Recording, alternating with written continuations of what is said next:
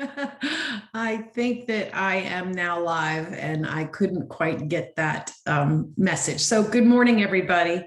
How are you? It's Rosie at Action Zone, as you are aware. I am coming to you today by myself. My battle buddy is not going to be with us today, which initially made me panic because I was like, oh my gosh, there's so much that we feed off of each other to talk. But this morning has been really reflective and some interesting things occurred that just led right to doing this Monday morning cup of Joe, because I think the things that were running through my head are really pertinent, and I think they will help you this week. So today is May 3rd, Monday, May 3rd. It is the second month of the second quarter of 2021. And oh my gosh, what are you doing and what are you waiting for? I really, if there's ever been a time of opportunity, now is it, even with the challenges that you might face during trying to get a business up and running. So this was kind of what I was thinking about this morning as I was working on what I was going to talk about, since Valerie's not here. This is what I've got, and I hope you find this interesting, or at least you find it encouraging. That's really the most important part. I looked up some resources this morning, and I discovered that according to the SBA in their last survey in 2019, that there's about 30.7 million small businesses in the US. And they define that as less than 500 employees. But in fact, 89% of all businesses in the US have less than 20 employees. More than 90% of the business population represents the small and medium-sized businesses. And those businesses are the major drivers of global economic growth, according to Salesforce. Does that strike you as odd? You know, we're all thinking that we have to start not all of us, but some of us are thinking that you have to start a business that's going to just be that unicorn and just launches your sales like a hockey stick, and that we need to have hundreds of employees to be successful. But 89% of all the small businesses in the US have less than 20 employees. And we're driving the economic engine of the country.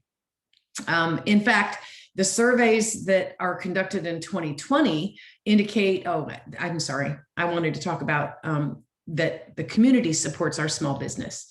I missed that part. I have a few notes if you hadn't noticed.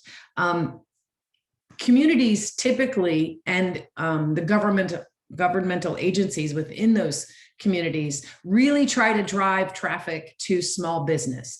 And somebody did a survey, one of the counties did a survey in 2020 and indicated that 46% of the consumers said they were more likely to shop at a small business, and that 53% believe that shopping at small businesses helps to give back to their communities and gives them more purpose in their shopping habits. Do you intentionally shop at small business? I know I try to, as alluring as the online platforms are and how easy it is to make an order and it comes to you that later that day or the next day. Yeah, that's really convenient.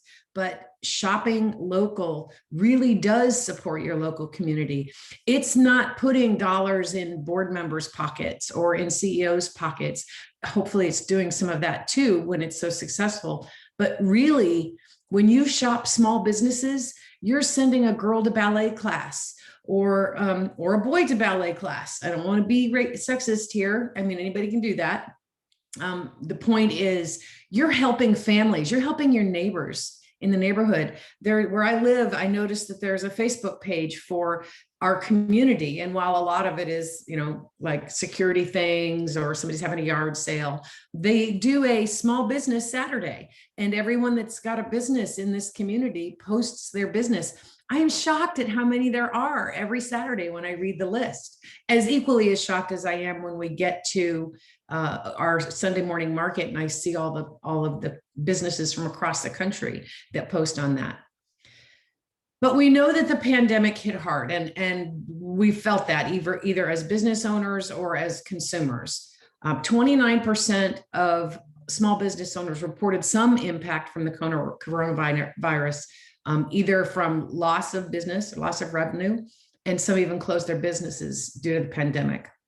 In fact, the SBA reported that 22% of small to medium-sized businesses closed completely between February and April of last year. Well, that was right at the beginning of the pandemic. So that kind of indicates to me anyway, that those businesses were not stable enough at that point to withstand the changes that happened between March and April, or pivot. They didn't have the ability to pivot as quickly as they would have liked, or because this was so unexpected.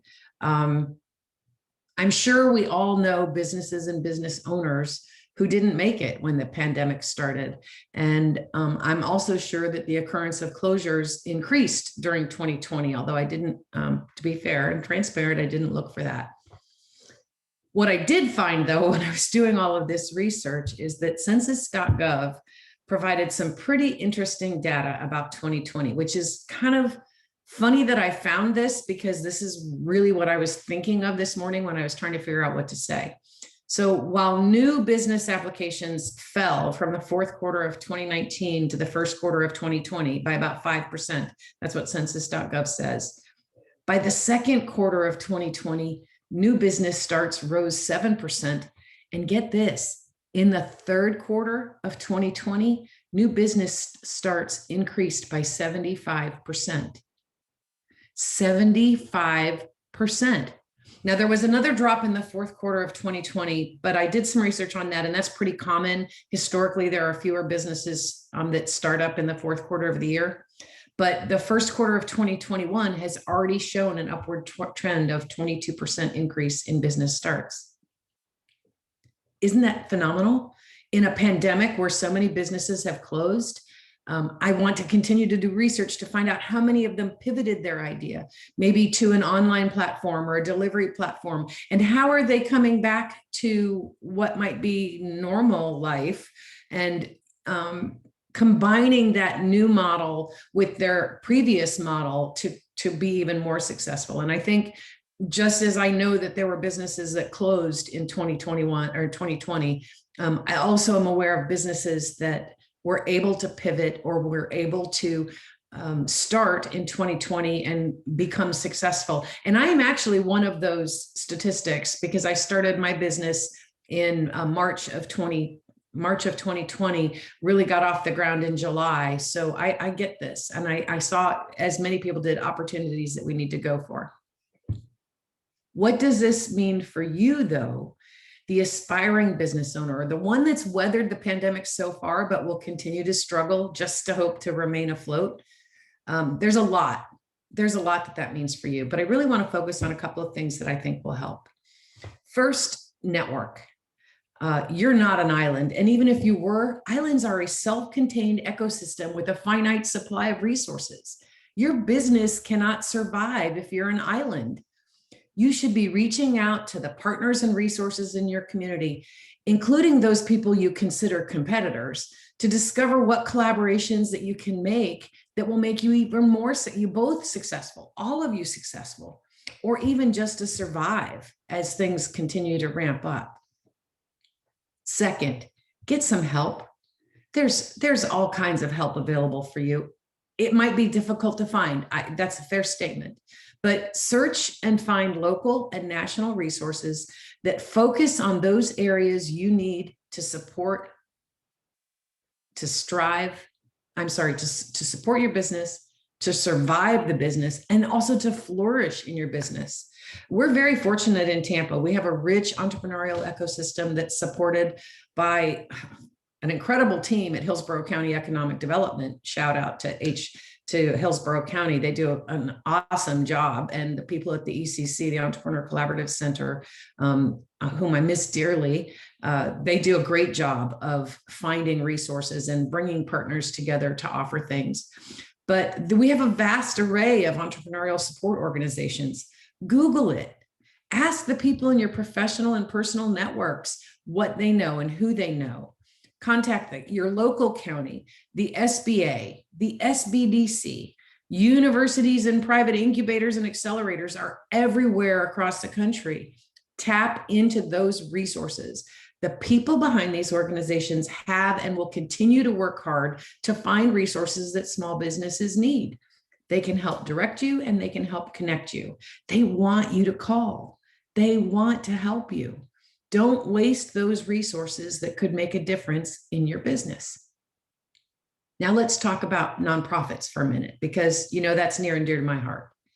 Did you know that 90% of nonprofits fail before the 3-year mark, and that 30% of all nonprofits fail to exist after 10 years? I'm not positive, and I didn't have time to research it, but I think that rivals any other industry in their failure stats. Most people fail to realize that starting a nonprofit is exactly like starting any other business, and it requires the same foundational preparation as a for-profit business. In being in the veteran entrepreneurial community, as well as my Action Zone Academy, that is for all others not in the military community, but really caters to these encore careers of the retirees.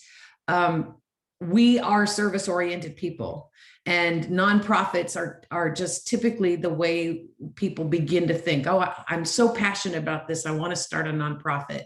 Nonprofit is a tax status, and your business model needs to incorporate revenue like any other for-profit business. And so you need to think of it that way and build it that way. You also need to understand that starting a nonprofit can be a harrowing journey, and in my opinion, much more difficult or challenging than starting a for-profit business. And entering the field may or may not be the best way that you can support the cause you're so passionate about, that you're willing to give up blood, sweat, and tears to start. It's daunting. It can be done, and the resource advice you need is the same as for-profit organizations. Get out there, talk to people, reach into the resources, nonprofit development centers, community foundations that support the education and proliferation of nonprofits. Those resources are out there. You just need to find them. You need to take the time to find them. So I'm sure by now, 11 minutes in, you're like, oh, what is she on this morning, right? Well, I've not been up as early as usual, but I have had twice as much coffee as usual, but I'm almost there. So I hope you'll bear with me. I am certainly no Paul Harvey, but I want to tell you a story, and then it'll kind of all gel for you. This morning, just after the sun came up, I went out on my back porch to enjoy my cup of coffee, which I do just about every morning. And at the coolest part of the day, right? Because it's going to be hotter again today. So it was really enjoyable. And as I sat down at my patio table, I noticed a large osprey was coming in for a landing to the telephone pole right in my backyard. And that's not an unusual occurrence. We see them. And I also wasn't surprised that the osprey had what appeared to be nest material, twigs and stuff in its claws. And I thought, okay, it's going to make a landing. If you don't know, the male ospreys are responsible for collecting the materials used to make the nest. They typically will bring it to the female partner, and she will inspect it and either approve it or reject it. I think that's a perfect marriage model, actually. But so I just figured, because we've seen this over the last couple of weeks, the male bringing nest material and the female will show up shortly thereafter and kind of inspect it, and either it gets thrown on the wayside or he flies off with it to wherever they're building their nest. So the osprey shows up with this big thing of nesting material, lands on the wire, but the very next thing I see is a mockingbird flying right after him. And I'm watching very carefully up on the pole to see that the nesting material is actually moving. And so it wasn't just a piece of the nest that the osprey got, it was also one of the baby mockingbirds. And the parent was frantic, to say the least. So the osprey is sitting on the top of the telephone pole. His claws are not moving, but I can see the little baby moving the nesting material there. But the osprey's watching the mockingbird, because the mockingbird, even though he's maybe a tenth of the size of this huge male osprey, he just keeps dive bombing the osprey. He gets up on one wire and then shoots down and tries to peck at the osprey. And the osprey, for the most part at the beginning, was just like, nah, you're nothing. I'm not going to bother with you. You're just this small, tiny bird. I don't care. But the osprey was relentless. up and down off the wires, back and forth across the osprey. Got pretty close a couple of times. And so then the osprey decided that he needs to get rid of this annoyance. So he's like fluffing up his feathers. He's like, have you seen that movie with the flinching? He's like, I'm going to get you. I'm going to get you. And every time the osprey does that, the mockingbird jumps on a wire a little further away. And then finally the mockingbird flew away, but only for about 2 minutes, which I thought for sure that meant the baby was gone. And, but the osprey just kind of stood there waiting, watching, obviously. And then 2 mockingbirds show up. I'm assuming are the parents of whatever little baby bird is on the top of this pole. They're both going at this osprey. They don't touch the osprey, but they continue working at getting that baby back. That's their goal. They want their baby bird back. They got to get that baby back. So one of them distracts the osprey from one way while the other one tries to get in closer to where his claws are, holding the baby. And this goes on for like 5 minutes. And then one of the birds, presumably the male, because he was a little bit bigger, flies away for about 30 seconds and comes back with 2 more mockingbirds. It was like crazy drama up on the top of my telephone pole this morning, but I couldn't walk away from it. I had to see how this came out. Now there are 4 birds trying to attack the osprey, and just not to hurt the osprey, although maybe they would have, but there was no way they could. They were much too small to hurt the osprey. The best they could hope for is that the osprey would let go of that baby so that the mockingbirds could rescue it. For about 5 minutes, all 4 of these birds, they're trying all kinds of tactics, making a racket of noise. They're dive bombing the osprey while 1 or 2 of the other ones are trying to get underneath. And finally, everybody sits still on the wires. The osprey's sitting on top of the telephone pole. The 4 mockingbirds are on different wires of the telephone pole that comes off of there. And without even so much of a, well, here, take it. The osprey just flew off. And immediately 2 of the mockingbirds got to the top of the telephone pole and were tending to the baby.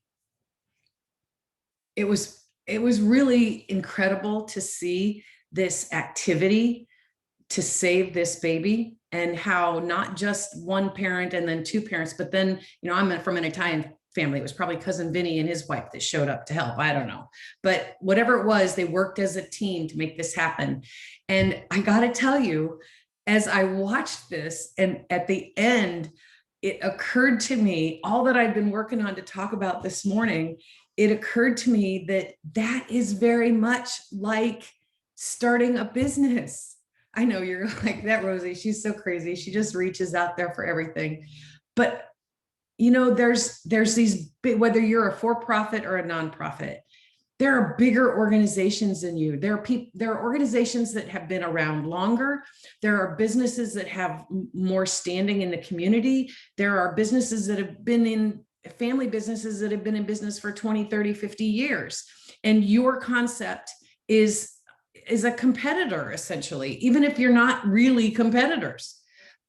And they're going to try very hard to protect the baby, which is their business, just as you have to work really hard to protect the baby and your business. And what I watched with those mockingbirds was that the first 1 and then 2 and then 4 came together to make this business, make this baby survive. And that's what we have to do as business owners. Whether you're starting a for-profit or a nonprofit, there is a passion inside of you to help solve somebody's problem. And you think that that idea is the best idea and that it can really help. Well, then get out there and find out if it is. Find resources, whether it's Action Zone or USF or Tampa Bay Wave or whatever is in your community. Find those resources and get moving. Get moving. People are waiting for your solution. That little baby bird was waiting for those mockingbirds to save it. That's what our customers are doing. They're waiting for our business to come and save them from whatever is ailing them. And knowing now that almost half of all consumers would rather buy small business you've got a base of people that are interested in supporting your business. You just need to get it out there.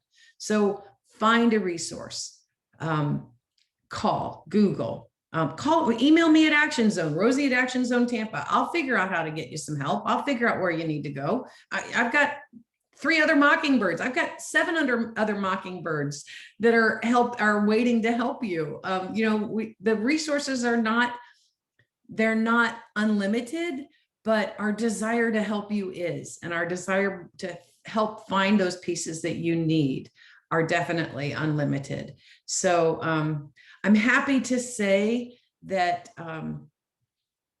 Action Zone's birthday is this month. We will turn 3 on May 9th. We have beat the odds of the 90% of businesses, of nonprofits that fail within 3 years.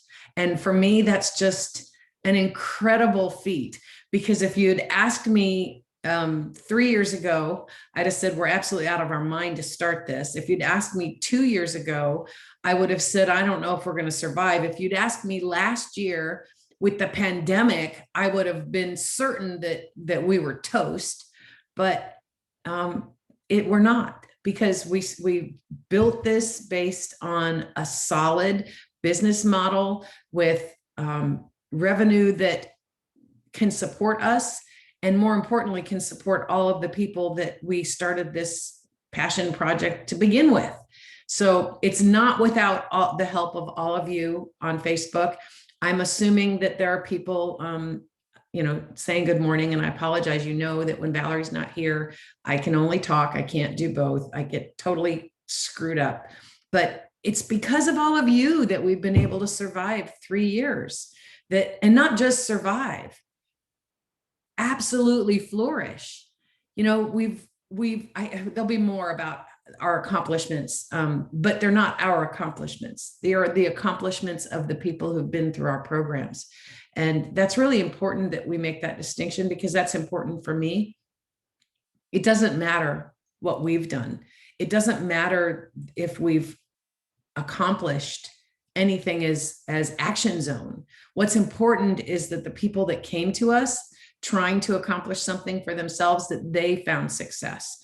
And sometimes that success looked like, I don't think I want to be a business owner. This is way too scary. And that happens. And that's successful too, because the time and money that they didn't spend starting a business can change their life.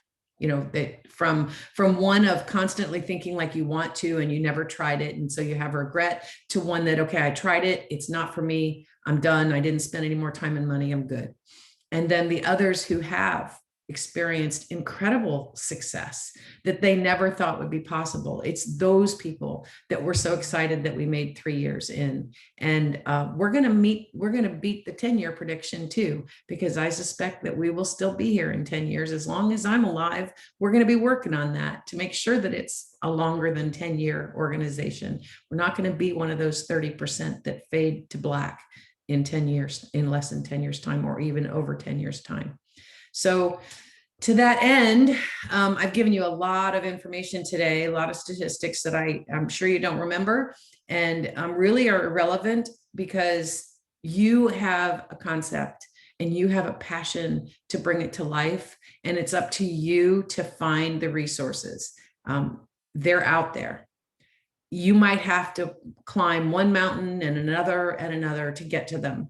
But if you really want your business to succeed, then that will be the path you take. It's harrowing and it's nerve-wracking, and it can be debilitating sometimes, but it's also exhilarating and exciting and unlike any feeling you've ever had before. Trust me on this, because I've had businesses that both failed and succeeded. So I understand both sides, but you need to internalize that. You need to feel that. You need to know that even when it's bad, it's either going to get better because you changed something, or it's going to get better because it changed. You allowed it to grow. So I'm going to sign off now. It's 9:24. I missed my battle buddy this morning, and I'm hoping that I will see her next Monday and that you will see her next Monday. Today, I want you to take into consideration what you are doing in the second month of the second quarter of 2021, and how can you make things different so that by the last day of 2021, your business is looking a lot different than it did today on May 3rd. And what you need, or if you need, you know how to reach us. Message us on Facebook, rosie@actionzonetampa.com. You'll find us. You know how to find us. So I hope you have a great week this week. Thank you for bearing with me through all of those stats and my Osprey story. And I hope that in some small way, it helped motivate you to figure out what next step you need to take. And we're there to help as you need it. So have a great week, folks. It was lovely seeing you. I'm going to go read the comments now. Bye.